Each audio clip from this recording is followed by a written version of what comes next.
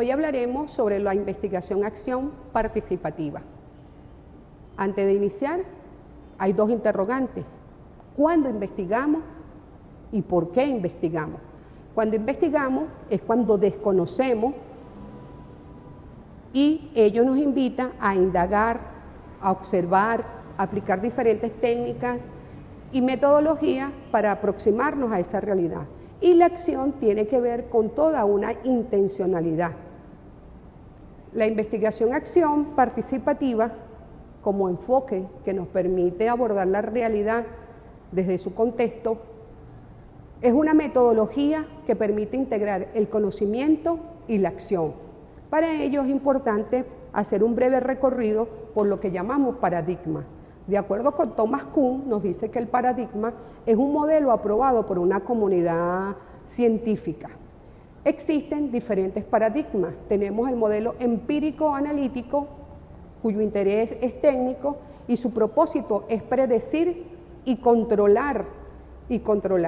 Tenemos el histórico hermenéutico que nos permite interpretar y tenemos allí también toda una intencionalidad y ubicar y orientar. Y el enfoque que realmente nos interesa es el enfoque crítico, social o sociocrítico, cuyo interés es emancipar, liberar y propone develar y romper. En el marco de lo que es la IAP, como metodología integradora del conocimiento y la acción, se casa con el paradigma sociocrítico, un paradigma que apunta hacia la emancipación y la liberación de lo que estamos involucrados en todo ese proceso.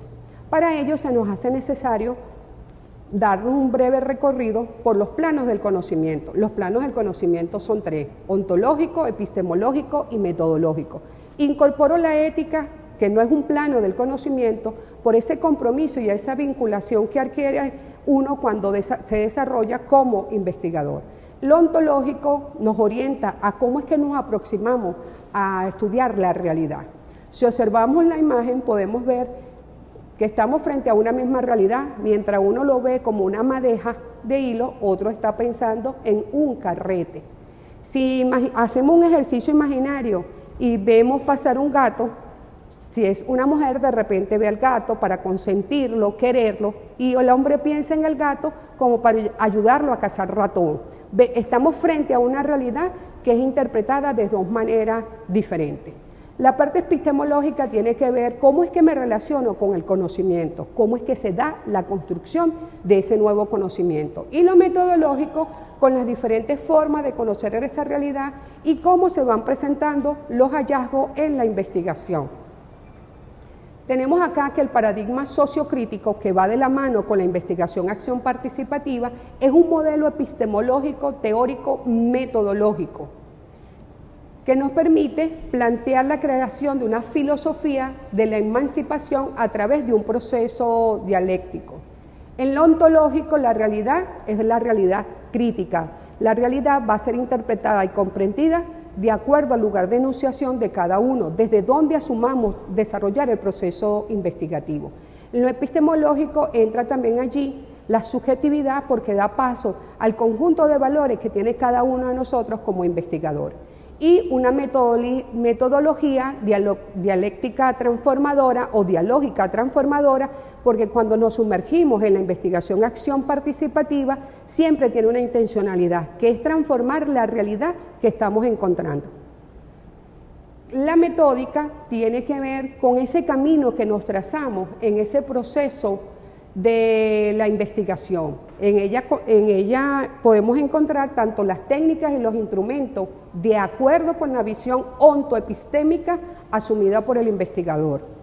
Va prendada de un saber de esa actividad humana, hay una comunidad autorreflexiva y el método es un método crítico. Todo esto está vinculado con el compromiso con los cambios sociales y la reflexión de los propios sujetos de investigación. Cuando nos sumergimos en la investigación-acción participativa, siempre que abordamos la realidad, porque a partir de la realidad, de la experiencia de cada uno de los investigadores, buscamos es la transformación de los procesos que estamos encontrando.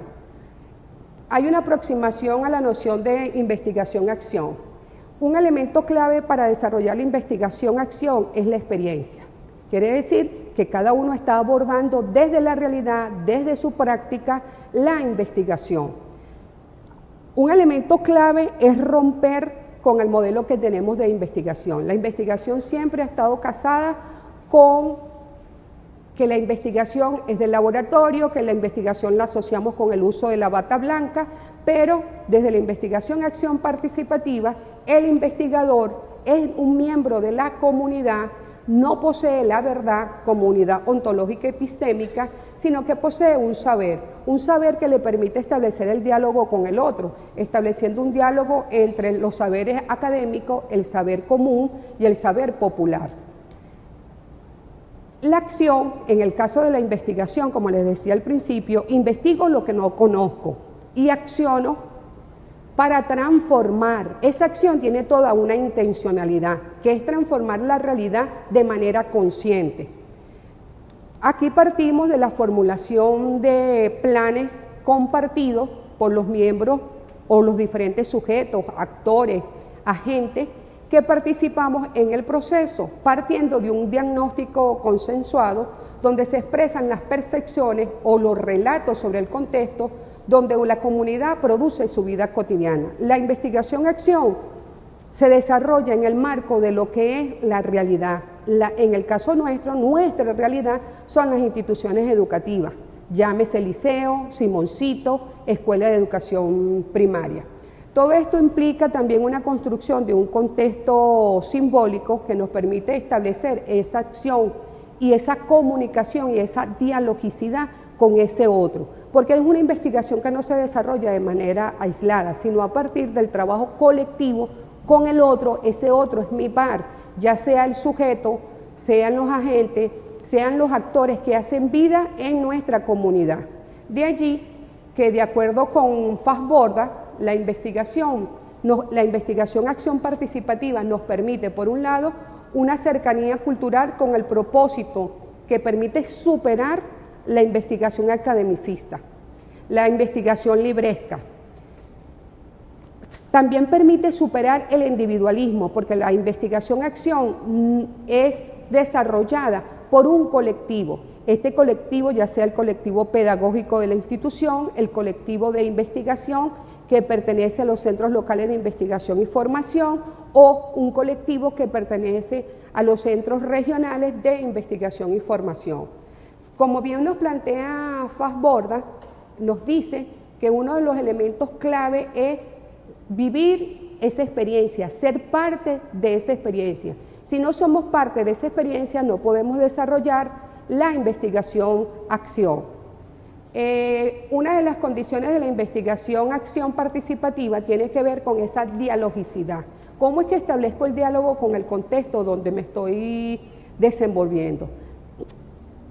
Hay una superación también de ese dualismo sujeto-objeto. La relación que se establece es de sujeto-sujeto y tiene un anclaje en lo sociohistórico del investigador. Y también tiene toda una intencionalidad práctica. Cuando hablamos de la investigación-acción, estamos hablando de una investigación que tiene una intencionalidad, y la intencionalidad es transformar la realidad que estamos encontrando. El conocimiento que obtenemos acá es producto de ese diálogo, de esa dialogicidad establecido entre los diferentes sujetos, agentes y actores que hacen vida en la comunidad. La investigación, en este caso, contribuye a la transformación de la realidad de una manera consciente. Genera un conocimiento, ese conocimiento está cargado de subjetividad de cada uno de los involucrados en el proceso de investigación, y también propone, que yo creo que ahí es la clave de la investigación, transformar la realidad que estamos encontrando.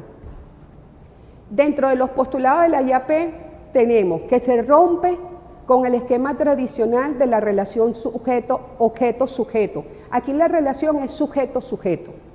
Hay una relación de intersubjetividad, hay una formación, se genera todo un proceso de aprendizaje. Es una práctica colectiva consciente, porque todos los que se sumergen en este proceso de investigación están conscientes de las acciones a desarrollar. Se redescubre el saber popular. interviene en la realidad para transformarla y se valida el conocimiento a partir de esa construcción colectiva que se genera con el otro, que es su par a través del cual se está desarrollando la acción investigativa. La acción, como bien lo decía hace rato, cuando investigación-acción implica un nuevo conocimiento a partir de una acción que tiene toda una intencionalidad, va cargada de esa praxis política. La participación se hace a partir de la reflexión crítica. De acá que la importancia de construir nuestro aparato crítico que nos permita poner en tensión esa realidad, poner en tensión nuestra propia experiencia para poder generar una potenciación en esa libre expresión. Se actúa como iguales en un colectivo social, el educador es un investigador, en palabra del maestro Vigo sería educador, investigador, agitador, que transforma esa realidad y que permite también en el marco de la investigación-acción romper con los esquemas tradicionales. Cuando desarrollamos la investigación-acción participativa no hay manuales, no existen esquemas rígidos. Esto es una aproximación que nos permite un poco sumergirnos en esta primera aproximación, cómo es que estamos comprendiendo el proceso de la investigación-acción. No hay una fórmula mágica para desarrollar la investigación-acción. De aquí la importancia que desde nuestro aparato crítico podamos hacer esa aproximación a las contradicciones y poner en tensión nuestra propia práctica, porque a partir de la investigación-acción buscamos también eso, poner en tensión nuestra propia práctica y a partir de ese cuestionamiento permanente ir aportando en esos procesos de transformación. La IAP como fundamento de una formación para la transformación, porque en el marco de lo que estamos desarrollando realmente buscamos es transformar los procesos. Hay que tener compromiso. Si no hay compromiso en el desarrollo de la investigación, estamos desarrollando unas acciones para cumplir con unas exigencias. Pero esto tiene que ver con esa filosofía de vida que va acompañada de la acción y esa acción tiene toda una intencionalidad.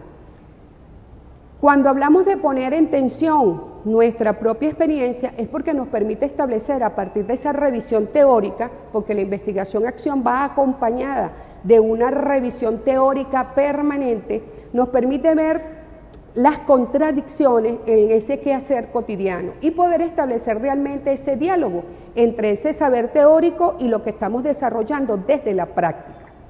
Esto permite desarrollar una concienciación dialógica. ¿Cómo es que establezco el diálogo con el otro? ¿Cómo es que dialogo con los autores que estoy revisando? Fíjense que acá es importantísimo también ir haciendo lo que es ese arqueo, esa aproximación al estado del arte teórico sobre lo que estemos investigando. Un elemento clave es que se establece una relación horizontal. Aquí no hay diferencia entre el colectivo que desarrolla el proceso investigativo. El conocimiento es colectivo, los educadores somos investigadores. De aquí que hay que romper con el esquema tradicional que tenemos, que las investigaciones se desarrollan en los laboratorios. Yo creo que el laboratorio más grande es el que nosotros tenemos, que es todas las escuelas de nuestro país. Aquí vemos una diferencia entre la investigación tradicional, libresca, académica, marcada en el método científico, a una investigación cuyo método nos orienta a transformar esa realidad que estamos encontrando allí. Hay algunos momentos que es fundamental pensar para el investigador. Primero, se parte de esa situación-problema. ¿Qué es lo que yo estoy encontrando en esa realidad? Interrogarnos y preguntarnos por qué para nosotros es un problema lo que estamos observando. Meternos en el problema, de qué se trata, cuál es la temática que realmente me interesa abordar, cuáles son sus aspectos. Allí es importante hacer nuestra la complejidad de la realidad. La realidad es dinámica, cambiante, no es estática. ¿Cómo estudiarla? Ahí abordamos cuáles serían las técnicas, los instrumentos que nos permitiría abordar la realidad. Apropiarse del saber. Cuando nos apropiamos del saber, estamos en condiciones de hacer un análisis crítico, porque la mirada de esta postura es una visión crítica sobre los hechos o sobre la información que estamos obteniendo.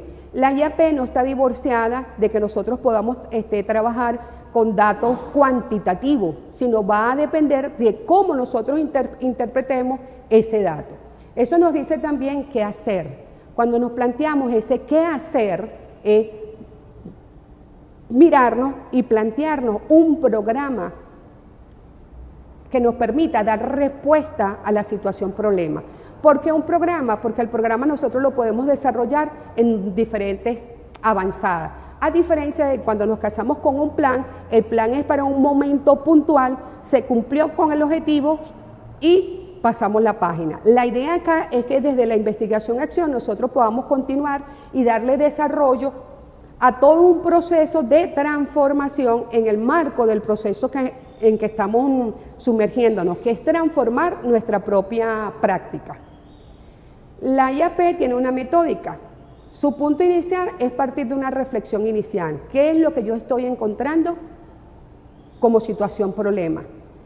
Generalmente nosotros hacemos investigación, pero como estamos casados con el modelo tradicional, que la investigación es de laboratorio, no nos damos cuenta que cuando nosotros estamos haciendo la caracterización institucional, a partir de un diagnóstico de la realidad, nosotros estamos haciendo investigación.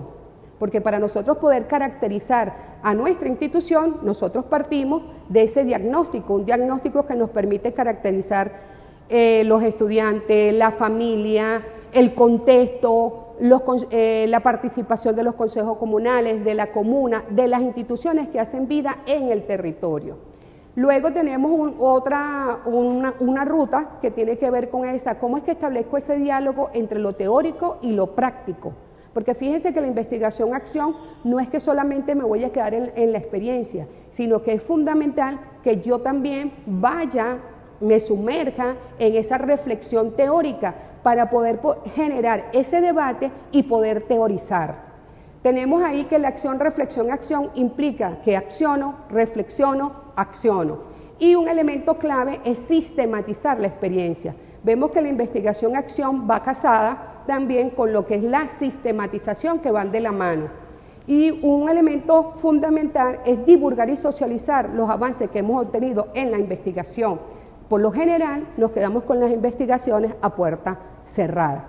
Y puede ser que otros compañeros en otros espacios también estén desarrollando investigaciones similares a lo que nosotros estamos tratando de indagar. De aquí la importancia de ese proceso de divulgar y socializar, no solamente en la institución, sino con toda la comunidad, el proceso de investigación desarrollado. Se nos plantean algunos desafíos que tienen que ver con ese proceso de transformación de la investigación para la transformación de la práctica educativa. Aquí buscamos transformar nuestra práctica, ya sea en la función directiva, como docente, como profesores acompañantes, como coordinadores, porque es todo un proceso que va inmerso. Y por eso hablamos de investigación-acción, investigar con una intencionalidad. Y la intencionalidad es transformar realmente nuestra práctica. Esto nos permite a nosotros establecer un orden cultural en el sentido de la búsqueda desde el contexto real, en su quehacer cotidiano. Fíjense que cuando investigamos no es que nos vamos a otros espacios, es desde nuestra propia experiencia, desde nuestra propia práctica, es cómo nosotros desarrollamos ese proceso. Acá nosotros debemos apuntar, por un lado, a la conformación de los colectivos de investigación. En un primer nivel, los colectivos de investigación están conformados por los maestros de las instituciones, con todo el equipo completo. Tenemos también otra comunidad de aprendizaje que tiene que ver con los centros locales de investigación y formación, y a nivel regional tenemos también el Centro Regional de Investigación y Formación. Fíjense que tenemos varios niveles donde nosotros podemos conformar los colectivos de investigación para socializar, divulgar, sistematizar e intercambiar nuestras experiencias. Esto nos permite construir una mirada crítica pluridiversa que nos permite interrogarnos de manera permanente. Para cerrar un poco lo que es la investigación-acción, tenemos primero que la investigación en colectivo es un proceso de descubrimiento y aprendizaje permanente. Formar colectivos de aprendizaje no es sencillo, pero es una tarea que nosotros podemos hacer a partir de nuestra práctica cotidiana. Ello nos permite a nosotros construir un sistema de valores que nos permite relacionarnos, reconocernos y establecer esa horizontalidad en ese intercambio de conocimiento y diálogo permanente. Y para cerrar, el pensamiento del maestro Luis Antonio Vigós, que nos dice que el investigador debe ser un agitador, un militante, tener un alto grado de humildad y un humor extraordinario. El maestro Vigós siempre nos dice, el educador debe ser educador, investigador, agitador, agitador de los procesos, en el marco de lo que es la transformación educativa.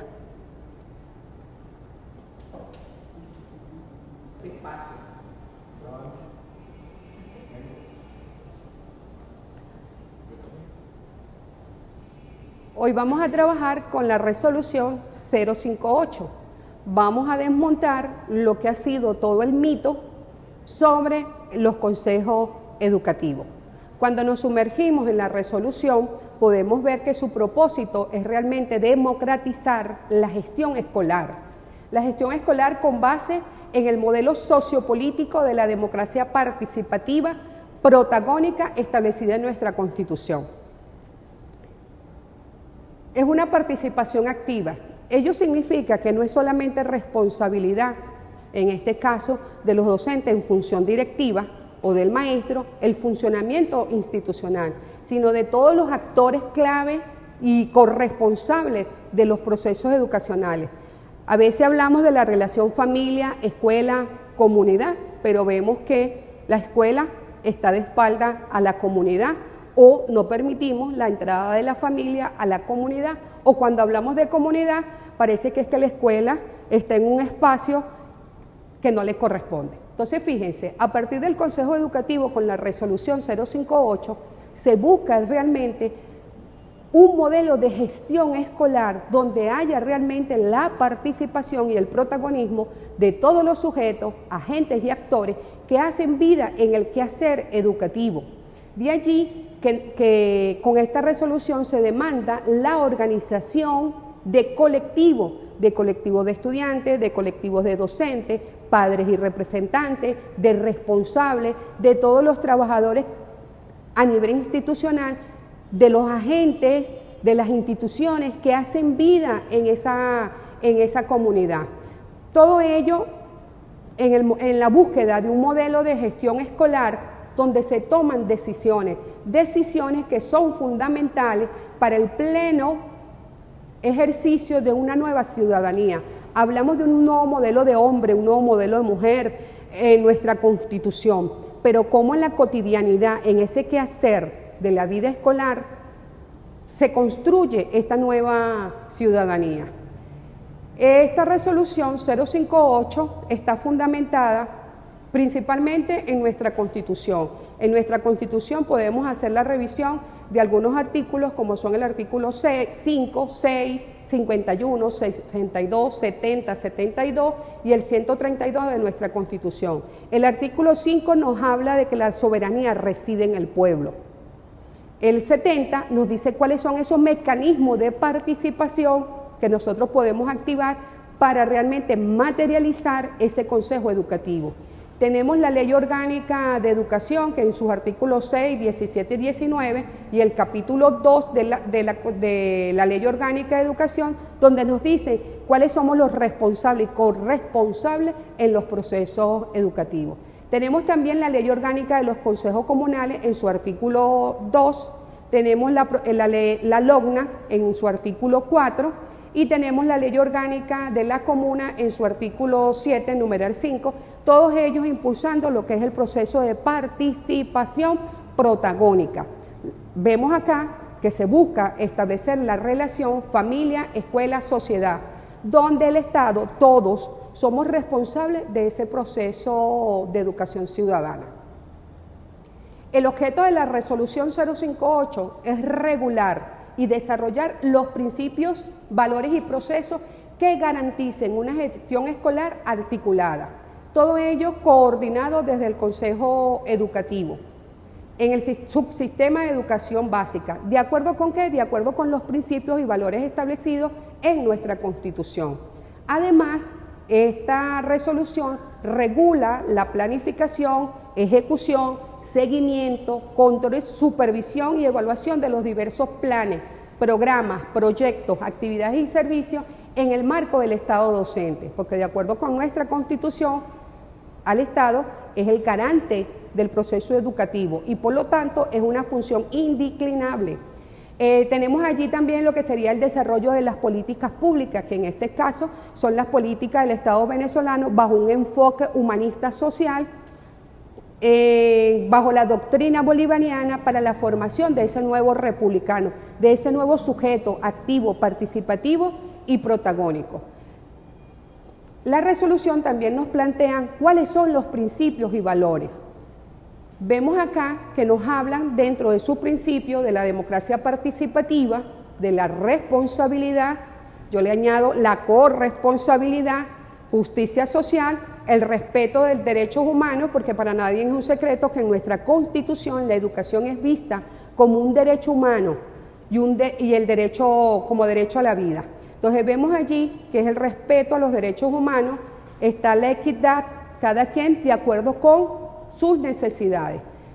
Como valores tenemos el respeto a la vida, honestidad, tolerancia, valoración del bien común, compromiso y cooperación. Todo ello apuntando a desarrollar una cultura para la paz, una cultura de convivencia y paz, tomando en cuenta el respeto a la diversidad de los diferentes grupos, reconociendo la interculturalidad, no solamente desde el elemento cultural, sino que para nosotros poder realmente materializar esa cultura de convivencia y paz, nosotros debemos realmente poner en el hacer cotidiano, porque es en el hacer cotidiano que se construyen los valores, no por decreto, sino a partir de ese accionar es donde nosotros realmente podemos aportar en estos procesos de transformación. El Consejo Educativo es una instancia ejecutiva de carácter social, democrática, responsable y corresponsable de la gestión de las políticas públicas educativas, donde vemos allí que no es una tarea individual, es una tarea que se realiza desde el enfoque del colectivo social vinculado a los centros educativos. Esto nos dice bien claro cuando vemos allí que es a partir de esos colectivos sociales, cómo es que nosotros nos articulamos con los consejos comunales, con los movimientos sociales, con la comuna, con las instituciones que hacen vida en los espacios donde están las instituciones educativas.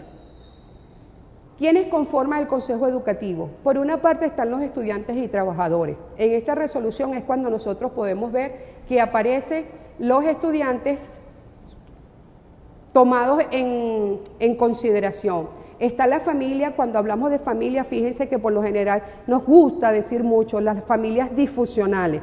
Nuestra Constitución habla de tipos de familia, no nos dice que la familia es papá y mamá, nos habla de madre, padres, representantes y responsables. Y tenemos la comunidad a partir de sus diferentes vocerías, ya sean movimientos sociales, consejos comunales, comuna o las instituciones con las cuales nos articulamos. Todo esto está reflejado en el artículo 4 de la resolución. El Consejo Educativo se plantea algunos objetivos y uno de los objetivos fundamentales es garantizar una educación integral y permanente, democrática, gratuita, obligatoria, liberadora, transformadora, emancipadora como derecho humano y deber social.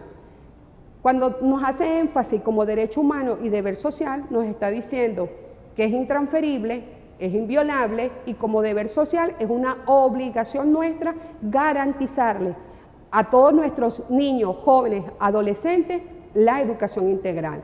Además de impulsar la formación integral de ciudadanos y ciudadanas basados o formados con los principios y valores establecidos en nuestra Constitución.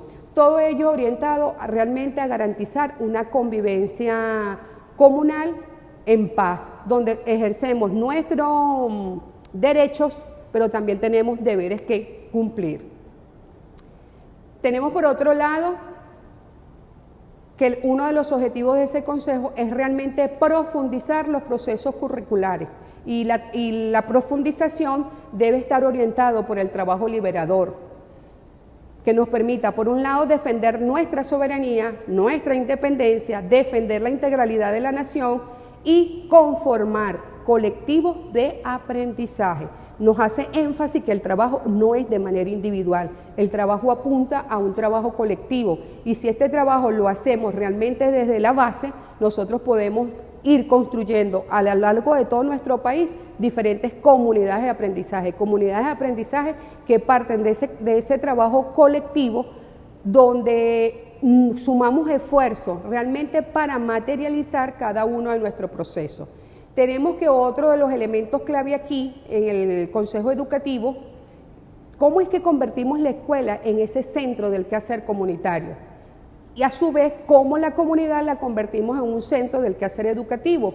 Cuando nosotros elaboramos el PEI, el Proyecto Educativo Integral Comunitario, vemos allí que cuando realmente lo construimos desde ese hacer con el otro, con los sujetos, con los agentes, con las instituciones que hacen vida donde están ancladas nuestras instituciones educativas, es un proyecto colectivo, no es un proyecto secuestrado para la institución, sino cómo es que a la vez que damos respuesta a lo pedagógico, a lo educativo, también damos respuesta a lo comunitario. ¿Cómo se organiza el Consejo Educativo? El Consejo Educativo está organizado por órganos consultivos estructurados en diferentes comités. Estos comités, cada uno de estos comités son los que hace posible que nosotros podamos impulsar procesos diferentes a nivel institucional. Tenemos el Comité de Madres, Padres, Representantes y Responsables, tenemos el Consejo Estudiantil, el Consejo Académico, el Comité de Comunicación e Información, el Comité de Seguridad y Defensa Integral, el Comité de Ambiente, Alimentación, Salud Integral, Deporte, Actividad Física y Educación Física, Infraestructura y Hábitat Escolar, el de Cultura y Contraloría Social.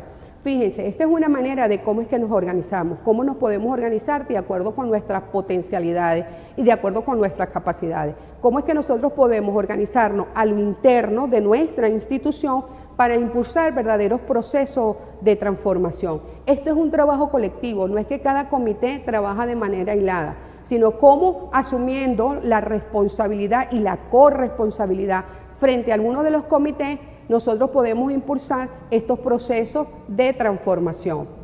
Tenemos que un elemento clave es la asamblea escolar. La asamblea escolar es la máxima instancia de participación y de toma de decisiones. En la asamblea escolar es donde se toman las decisiones y se da cumplimiento a lo establecido en las leyes y normas que rigen su sistema de educación básica. ¿Quiénes conforman la asamblea escolar? La asamblea está conformada por los responsables y corresponsables como sujetos clave del proceso educativo vinculado a la gestión escolar. Veíamos anteriormente que por un lado tenemos estudiantes y docentes, por otro lado tenemos lo que es la familia y tenemos la comunidad. Entonces todos somos responsables y corresponsables de los procesos. ¿Qué se hace en la asamblea? Se toman las decisiones. Las decisiones son tomadas por consenso y por mayoría de los asistentes a la asamblea. Todo ello vinculado a la gestión escolar. ¿Cómo es que desarrollamos la gestión a lo interno de la institución? Hay unos elementos resaltantes de la 058. Por un lado tenemos lo educativo. Nos dice que debemos garantizar una educación integral permanente. ¿Cómo es que logramos nosotros esa educación integral permanente? A través de lo que nosotros nos planteamos en el PEIS, en el Proyecto Educativo de Integración Comunitario. ¿Cómo se materializan? Se materializan a nivel del aula, a través de los proyectos de aprendizaje y también potenciamos lo que serían los proyectos socioproductivos. En lo organizativo nos explica cómo es que está conformado o cómo es que debemos organizarnos a lo interno de cada institución, que tiene que ver con los diferentes comités. Y como su ente decisor tenemos la asamblea escolar. También nos plantean lo comunicacional, cómo es que realmente nosotros, a partir de lo que desarrollamos, podemos cuestionar, poner en tensión, repensar, resignificar los procesos que estamos desarrollando. Esta parte comunicacional también tiene que ver cómo es que nosotros hacemos ese análisis crítico, tanto de los medios de comunicación como de las redes. Entonces, los aspectos resaltantes de la 058 lo recogemos en esta lámina: educativo, administrativo y organizativo. Entonces vemos acá que la 058 no es más que la organización de la gestión escolar, donde hay participación y protagonismo de los que somos responsables y corresponsables de los procesos, que no es una tarea solamente del Estado, sino es una tarea también de la familia, de la sociedad en general. La 058 nos invita realmente a abrir ese espacio para que el poder popular realmente tenga participación en los procesos de formación y que somos todos corresponsables en este proceso.